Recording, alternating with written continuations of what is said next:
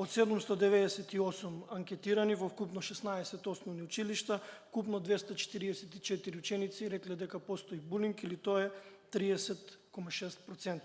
Или од вкупен број на ученици во основните училишта кои што има на територија на општина Куманово 9951 анкетирани во проценти, значи ова е 8% од анкетирани ученици. Доколку биле анкетирани повеќе и нормално е дека и бројката би била повеќе.